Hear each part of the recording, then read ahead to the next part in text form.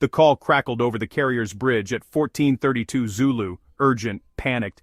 Mayday, mayday, mayday, this is Iranian civilian transport Flight 771, catastrophic engine failure, requesting emergency landing. The USS Abraham Lincoln's radar showed two battered Sea King helicopters, marked as civilian, skimming the waves in a textbook radar avoidance approach. The captain, seasoned and wary, faced a dilemma: deny a mayday and violate maritime law, or risk a trap. He ordered the flight deck cleared for emergency landing, but his gut screamed caution.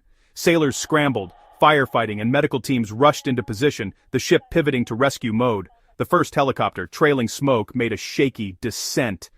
The moment its wheels touched down, the ruse collapsed. The doors burst open, out stormed black-clad commandos, faces masked, weapons drawn. The second helicopter landed, unleashing more armed attackers. The mayday was a lie. A Trojan horse. The radio panic was a recording, the smoke a prop. In seconds, the flight deck crew froze, stunned by the ambush. The commandos fanned out, submachine guns raised, targeting unarmed sailors. Shots rang out, chaos erupting among the yellow and blue shirts. The attackers' goal-sow panic, seized control before resistance could form. The carrier's routine afternoon exploded into a desperate, close-quarters fight for survival. The world's most powerful warship was under attack from within. The illusion of rescue was gone. Now, it was war. The flight deck became a battleground, the crew's training their only shield. The fate of the USS Abraham Lincoln hung in the balance. The mayday had been answered, and the trap was sprung. Operation Serpent's Gambit was Iran's desperate, audacious plan: cripple or capture a U.S. carrier to humiliate America and rally support at home. The Quds Force commandos trained for months on a replica carrier, memorizing every inch, every weak point. Their mission: seize the flight deck, storm the bridge, and plant explosives below decks. They expected to die but believed surprise would give them a brief window to succeed. Their weapons were chosen for speed and shock: submachine guns, explosives, breaching charges. They gambled on American compassion, betting a mayday would get them aboard.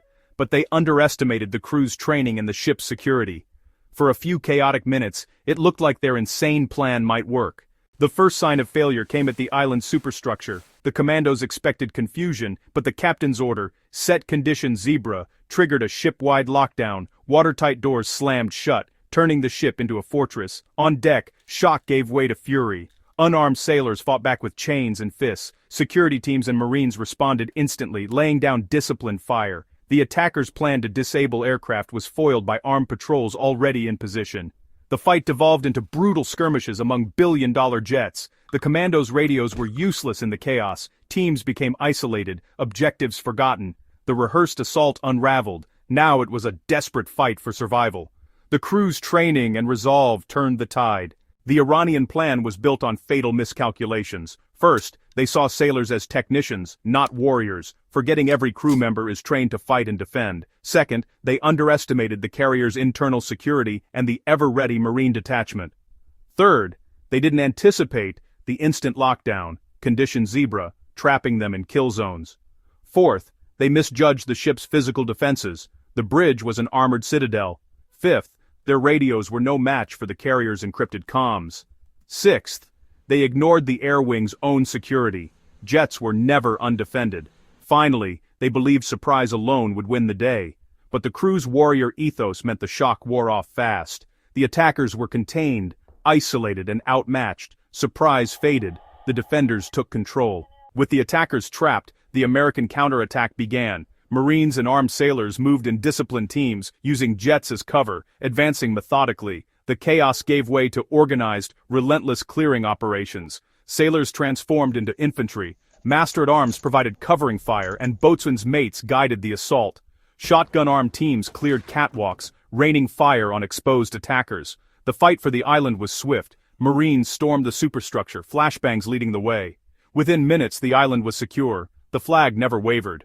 The final sweep of the flight deck was merciless. No escape, no mercy. The IRGC's gamble was paid for in blood on the steel deck. Key battles sealed the carrier's fate. At flight deck control, 4 commandos tried to breach a hatch, but sailors and master-at-arms held them off until Marines flanked and ended the threat. On the port side, a commando with explosives dashed for a fueled FOAA 8-18, only to be tackled by an unarmed airman and finished by a Marine sniper. The climax came at Catapult 4. The last 8 commandos, low on ammo, made a final, suicidal charge. Surrounded, they rose in defiance, met by a wall of American fire. The charge lasted seconds. All were cut down. Silence fell over the deck, broken only by radios and distant gulls. 19 minutes after the first helicopter landed, the battle was over. The smoke cleared. Victory, but at a cost. The carrier stood, battered but unbroken. In the aftermath, the crew moved with discipline, tending wounded, assessing damage, restoring order. 24 Iranian commandos lay dead. American losses were miraculously light. The ship was operational within hours, a testament to its crew. Retaliation was swift. FA-18s and B-2 bombers struck IRGC bases that night. The message was clear: attack a U.S. carrier and pay the price. The failed assault became a case study in naval warfare. A carrier is not just a ship, it's a fortress, defended by 5,000 fighters. The Serpent's Gambit proved the carrier is a shield, not a symbol to be broken. Attacking it is like kicking a hornet's nest. Swift, overwhelming retribution follows. The lesson: you do not attack an American aircraft carrier and live to tell the tale.